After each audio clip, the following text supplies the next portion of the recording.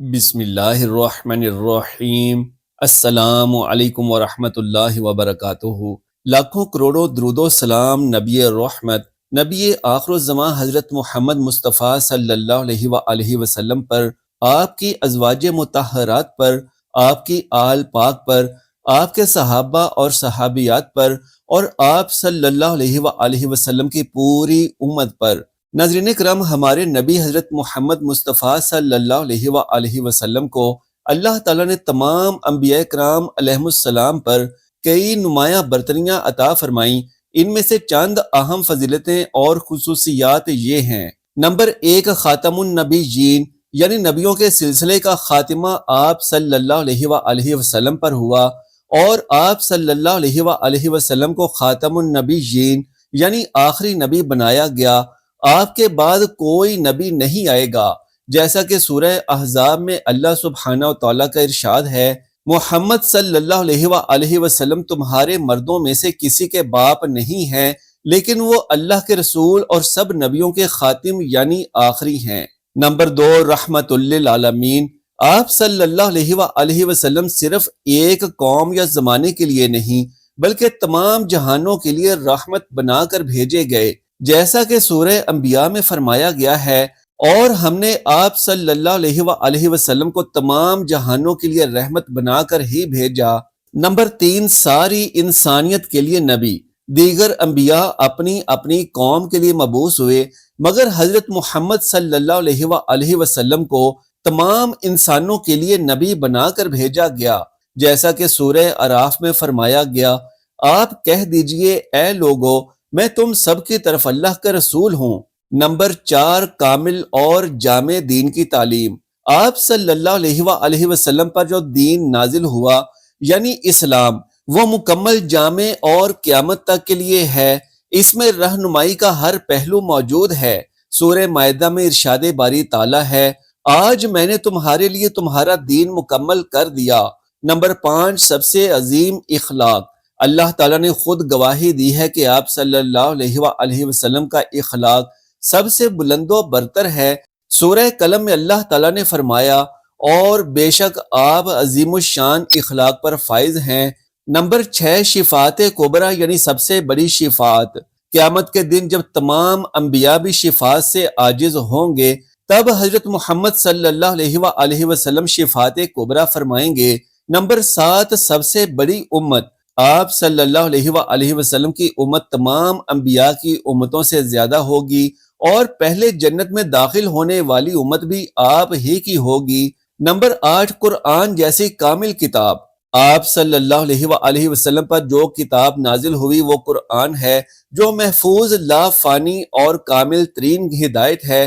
اسے کسی تحریف سے بچا لیا گیا۔ نمبر 9، معراج کا عظیم واقعہ۔ اللہ تعالیٰ نے آپ صلی اللہ علیہ وآلہ وسلم کو معراج کا عظیم معجزہ عطا فرمایا، جس میں آپ نے آسمانوں کی سیر کی اور اللہ کا دیدار کیا۔ نمبر 10، سیرت کا ہر پہلو محفوظ۔ آپ صلی اللہ علیہ وآلہ وسلم کی زندگی کا ہر لمحہ، ہر عمل اور ہر قول محفوظ ہے، جو قیامت تک کے انسانوں کے لیے نمونہ یعنی اسوہ حسنہ ہے۔ اگر آپ کسی خاص پہلو جیسے اخلاق، معجزات یا قیامت کے دن آپ صلی اللہ علیہ وآلہ وسلم کا مقام تفصیل سے جاننا چاہتے ہیں تو وہ اگلی ویڈیو میں بیان کروں گا۔ ناظرین محترم، اللہ تعالیٰ کے پیارے حبیب حضرت محمد مصطفیٰ صلی اللہ علیہ وآلہ وسلم کی عادت مبارکہ یہ تھی کہ جس قسم کا کھانا سامنے آتا اسے تناول فرما لیتے، اور نہ ہی کسی خاص قسم کے کھانے کے لیے اہتمام فرماتے۔ ہمارے حضور حضرت محمد صلی اللہ علیہ وآلہ وسلم ان غذاؤں کو ان کے ذائقے اور فوائد کی وجہ سے بہت پسند فرماتے تھے۔ نمبر 1، کھجور۔ کھجور اہل عرب عموماً خوراک کے طور پر استعمال کرتے تھے۔ حضور نبی کریم نے کھجور کی بڑی تعریف فرمائی، خصوصاً عجوہ کھجور کی۔ حضور نبی کریم کو کھجور بہت زیادہ پسند تھی اور اس کا بہت استعمال فرماتے تھے۔ رسول صلی اللہ علیہ وآلہ وسلم کا ارشاد ہے کہ جو شخص روزانہ صبح کے وقت 7 عجوہ کھجوریں کھا لیا کرے، اسے اس دن زہر اور جادو سے کوئی نقصان نہیں پہنچا سکتا۔ ایک اور جگہ ارشاد ہے، عجوہ کھجور جنت کا پھل ہے، اس میں زہر سے شفا دینے کی تاثیر ہے۔ کھجور ایک مقوی غذا ہے، سب پھلوں میں سے زیادہ توانائی بخش ہے، جس میں انسانی کو جس قدر حیاتین کی ضرورت ہوتی ہے اسی قدر کھجور میں موجود ہیں۔ کھجور جسم کو فربا کرتی ہے، سولے خون پیدا کرتی ہے، سینہ اور پھیپھڑوں کو قوت بخشنے کے لیے اس سے بہتر کوئی چیز نہیں ہے۔ نمبر 2، روغن زیتون۔ حضرت محمد مصطفیٰ صلی اللہ علیہ وآلہ وسلم نے روغن زیتون کو بہت پسند فرمایا ہے۔ نبی کریم صلی اللہ علیہ وآلہ وسلم نے روٹی کو روغن زیتون سے چوپڑ کا تناول فرمایا۔ قرآن میں زیتون کا ذکر آیا ہے۔ رسول اللہ صلی اللہ علیہ وآلہ وسلم نے ارشاد فرمایا کہ زیتون کا تیل کھاؤ اور مالش میں استعمال کرو، اس لیے کہ وہ مبارک درخت سے پیدا ہوتا ہے۔ زیتون کا تیل دنیا کا واحد تیل ہے جو چربی میں تبدیل نہیں ہوتا۔ یہ امراض قلب اور موٹاپے سے بچنے کے لیے انتہائی مفید ہے۔ روغن زیتون استعمال کرنے والے افراد دل کی بیماریوں سے محفوظ رہتے ہیں۔ زیتون جوڑوں اور پٹھوں کے درد، سانس کی بیماریوں، کولیسٹرول کے مسائل، بلڈ پریشر، گردوں کے امراض، موٹاپے اور فالج سمیت مختلف امراض سے انسان کو محفوظ رکھنے کی غیر معمولی صلاحیت رکھتا ہے۔ نمبر 3، دودھ۔ حضور صلی اللہ علیہ وآلہ وسلم کی پسندیدہ غذا رہی ہے۔ نبی کریم صلی اللہ علیہ وآلہ وسلم کو دودھ بہت پسند تھا۔ آپ صلی اللہ علیہ وآلہ وسلم اکثر گائے اور بکری کا دودھ استعمال فرماتے۔ آپ صلی اللہ علیہ وآلہ وسلم کا ارشاد ہے، کوئی چیز ایسی نہیں جو طعام اور مشروب دونوں کا کام دیتی ہو سوائے دودھ کے۔ حضرت صہیب رضی اللہ تعالیٰ عنہ سے روایت ہے کہ آپ صلی اللہ علیہ وآلہ وسلم نے ارشاد فرمایا، تم لوگ گائے کے دودھ کو اپنے لیے لازم قرار دے دو کیونکہ یہ شفا بخش اور اس کا گھی دوا ہے۔ حضرت انسان کے لیے ایک مکمل غذا ہے اور اس سے بہتر غذا شاید ہی ہو۔ دودھ میں جسم کی ضرورت کے مطابق تمام اجزاء موجود ہیں جن سے جسم صحت مند رہ سکتا ہے اور اس کی نشو و نما صحیح ہو سکتی ہے۔ جن علاقوں کے لوگ دودھ استعمال کرتے ہیں ان کی عمریں زیادہ ہوتی ہیں۔ نمبر 4، شہد۔ رسول اکرم صلی اللہ علیہ وآلہ وسلم کو شہد بہت پسند تھا اور اس کا بہت استعمال فرماتے تھے۔ حضرت عائشہ رضی اللہ تعالیٰ عنہ سے روایت ہے کہ آپ صلی اللہ علیہ وآلہ وسلم شہد پسند فرماتے تھے۔ شہد کی شفا بخشی کا ذکر قرآن میں بھی آیا ہے اور اسے موت کے علاوہ ہر مرض کا علاج قرار دیا گیا ہے۔ شہد کے بارے میں یہ بات طے ہے کہ یہ بہت سے امراض میں مفید ہے اور اس کا استعمال جسم کو امراض سے محفوظ رکھتا ہے۔ تمام تر کاوشوں کے باوجود اب تک شہد کا متبادل تلاش نہیں کیا جا سکا۔ شہد کی ایک خوبی اس کے رس کا جلد اثر کرنا اور قدرتی اینٹی بائیوٹک ہونا ہے۔ یہ حلق سے نیچے اترتے ہی خون میں شامل ہو جاتا ہے۔ نوزائیدہ بچے سے لے کر جاں بلم مریض تک سب کے لیے غذا اور دوا ہے۔ نمبر 5، کدو۔ حضور اکرم صلی اللہ علیہ وآلہ وسلم کو سبزیوں میں کدو بہت پسند تھا۔ حضرت انس رضی اللہ تعالیٰ عنہ سے حدیث مروی ہے کہ آپ صلی اللہ علیہ وآلہ وسلم ایک دعوت میں جو کی روٹی اور کدو کے گوشت کا شوربہ پیش کیا گیا۔ میں نے حضور نبی کریم صلی اللہ علیہ وآلہ وسلم کو دیکھا کہ پیالے کے کناروں سے کدو تلاش فرما کر تناول فرما رہے تھے۔ میں اس روز کے بعد ہمیشہ کدو کو پسند کرنے لگا۔ کدو ایک سبزی ہے جو ذائقے میں لذیذ اور تاثیر میں زود ہضم، صحت بخش اور دماغی صلاحیتوں کو بڑھانے والا ہے۔ کدو مفرح قلب، جگر اور اعصاب کے لیے مفید سبزی ہے۔ نمبر 6، جو کی روٹی۔ نبی کریم صلی اللہ علیہ وآلہ وسلم کی مرغوب غذاؤں میں جو بھی شامل ہے۔ حضرت محمد صلی اللہ علیہ وآلہ وسلم جو کی روٹی کو بہت پسند فرماتے تھے۔ حضور صلی اللہ علیہ وآلہ وسلم نے اپنی ساری زندگی میں کبھی بھی میدے کی روٹی تناول نہیں فرمائی۔ ابو داؤد میں حدیث ہے کہ آپ صلی اللہ علیہ وآلہ وسلم نے جو کی روٹی کا ٹکڑا لیا اور اس پر کھجور رکھی اور فرمایا کہ یہ اس کا سالن ہے اور تناول فرما لیا۔ قدرت نے جو میں جسمانی قوت کا بیش بہا خزانہ چھپا کر ہمیں بخشا ہے۔ قدیم زمانے سے جو کا استعمال بطور علاج اور قوت بخش غذا میں ہوتا چلا آ رہا ہے۔ جو میں جسم کو توانائی بخشنے والے اجزاء کی خاصی مقدار پائی جاتی ہے۔ اس میں 80% نشاستہ، لحمیات اور فاسفورس کی بڑی مقدار موجود ہوتی ہے جو بلڈ پریشر کو فائدہ پہنچاتی ہے، حدت کو کم کرتی ہے، پیاس بجھاتی ہے، جوڑوں کے درد کو فائدہ پہنچاتی ہے، چونکہ زہریلے مادوں کو اخراج کرتی ہے، اس لیے محاسے چہرے کے دانوں اور اس سلسلے میں دوسری جلدی بیماریوں کو دور کرتی ہے۔ یہ ہماری جسمانی صحت کے لیے ٹونک کا درجہ رکھتے ہیں۔ انہیں اپنی روزمرہ کی غذا میں شامل رکھیں اور صحت مند رہیں۔ نمبر 7، سرکہ۔ ہمارے پیارے نبی صلی اللہ علیہ وآلہ وسلم کو سرکہ بھی بہت پسند تھا۔ آپ صلی اللہ علیہ وآلہ وسلم نے نہ صرف سرکے کو تناول فرمایا بلکہ اس کی تعریف بھی فرمائی۔ حدیث میں ہے کہ حضور اکرم صلی اللہ علیہ وآلہ وسلم نے ارشاد فرمایا ہے کہ سرکہ بھی کیسا بہترین سالن ہے۔ حضرت ام ہانی رضی اللہ تعالی عنہ فرماتی ہیں کہ حضور نبی کریم صلی اللہ علیہ وآلہ وسلم میرے گھر تشریف لائے اور فرمایا، کیا تیرے پاس کھانے کے لیے کوئی شے ہے؟ میں نے عرض کیا، سوکھی ہوئی روٹی اور سرکے کے سوا کچھ بھی نہیں ہے۔ حضور اکرم صلی اللہ علیہ وآلہ وسلم نے فرمایا، وہی لے آؤ۔ وہ گھر سالن سے خالی نہیں جس گھر میں سرکہ ہو۔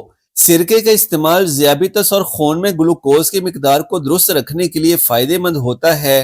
سرکہ کا کھانے میں استعمال اس احساس کو بڑھا دیتا ہے کہ اب بھوک نہیں، یعنی انسان کم کھاتا ہے اور اس طرح نظام انہضام بہتر رہتا ہے۔ نمبر 8، گوشت۔ گوشت آپ صلی اللہ علیہ وآلہ وسلم کی مرغوب غذا تھی۔ آن حضرت صلی اللہ علیہ وآلہ وسلم نے فرمایا، دنیا اور جنت دونوں جگہ سب کھانوں کا سردار گوشت ہے۔ حضور اکرم صلی اللہ علیہ وآلہ وسلم نے شوربے والا اور بھنا ہوا گوشت شوق سے تناول فرمایا۔ حضرت ابو ہریرہ رضی اللہ تعالیٰ عنہ فرماتے ہیں کہ حضور اکرم صلی اللہ علیہ وآلہ وسلم کی خدمت اقدس میں کہیں سے بکری کا گوشت آیا، اس میں سے دست کا گوشت خدمت اقدس میں پیش کیا گیا۔ آپ صلی اللہ علیہ وآلہ وسلم نے اس کو دانتوں سے کاٹ کر تناول فرمایا۔ گوشت جسم انسانی کے صحت و توانائی کے لیے بہت مفید قرار دیا جاتا ہے۔ اس میں جسم کی طاقت و توانائی کے لیے اہم اجزاء ہوتے ہیں۔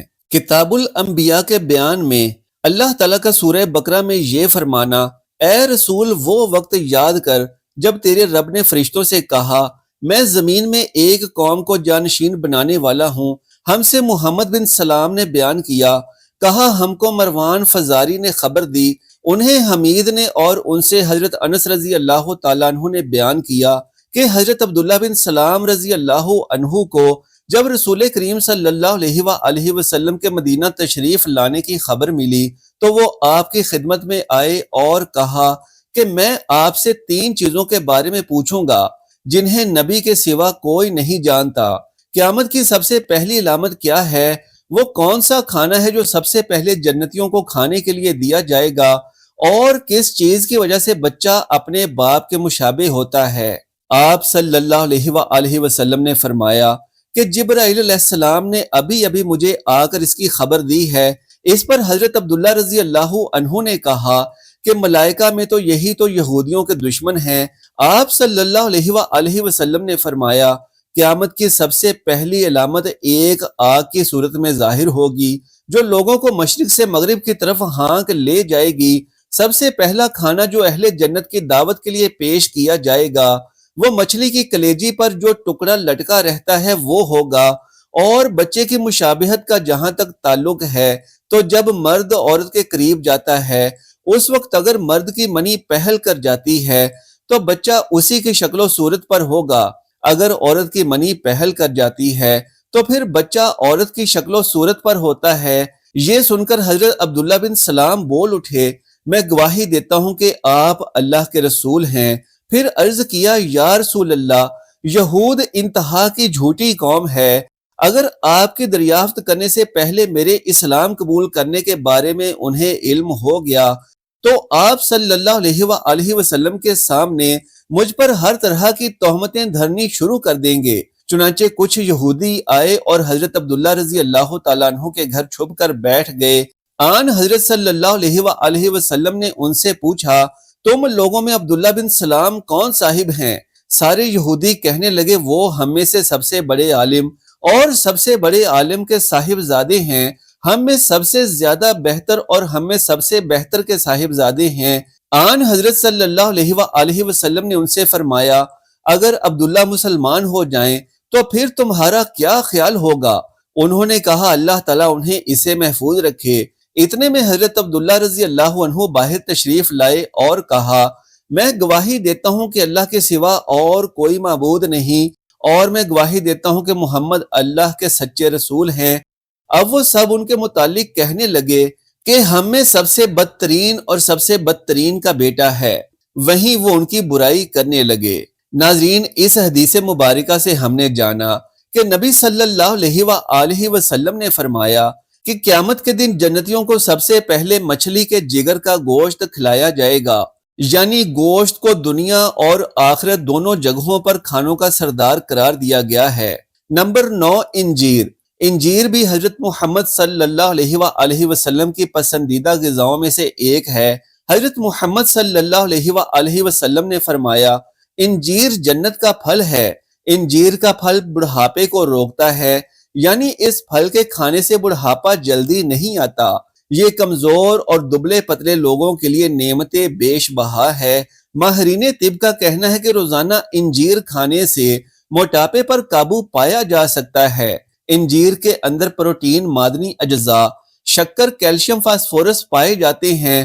دونوں انجیر یعنی خشک اور تر میں وٹامن اے اور سی کافی مقدار میں ہوتے ہیں۔ وٹامن بی اور ڈی قلیل مقدار میں ہوتے ہیں۔ ان اجزاء کے پیش نظر انجیر ایک مفید غذائی دوا کی حیثیت رکھتا ہے۔ اس کا استعمال ہڈیوں کو مضبوط بناتا ہے۔ اس میں فولاد، کیلشیم اور فاسفورس جیسے اجزاء شامل ہیں۔ ماہرین کا کہنا ہے کہ ایک انجیر انسانی جسم کو درکار فولاد کی 2% ضرورت کو پوری کرتا ہے۔ نمبر 10، انگور۔ حضرت سیدنا عبداللہ بن عباس رضی اللہ تعالیٰ عنہ فرماتے ہیں کہ میں نے نبی کریم صلی اللہ علیہ وآلہ وسلم کو انگور کے خوشے اس طرح تناول فرماتے ہوئے دیکھا کہ چھوٹا سا خوشہ منہ میں لے کر دانے توڑتے اور تنکول کو باہر کھینچ لیتے۔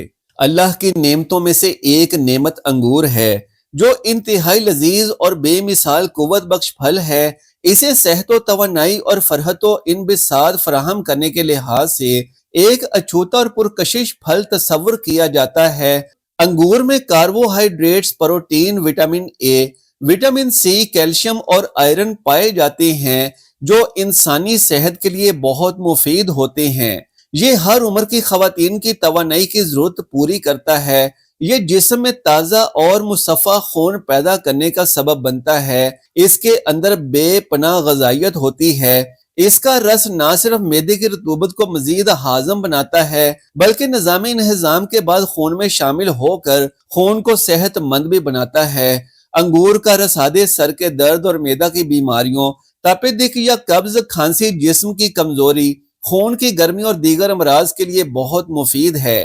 ماشاءاللہ دوستو، اگر میری آج کی یہ معلوماتی ویڈیو آپ کو پسند آ جائے تو براہ کرم اس ویڈیو کو لائک اور شیئر کر دیجئے اور میرے اسلامی و اصلاحی چینل کو سبسکرائب کر لیجئے۔ جزاک اللہ خیرن کثیرا۔ اللہ ہم سب کا حامی و ناصر ہو۔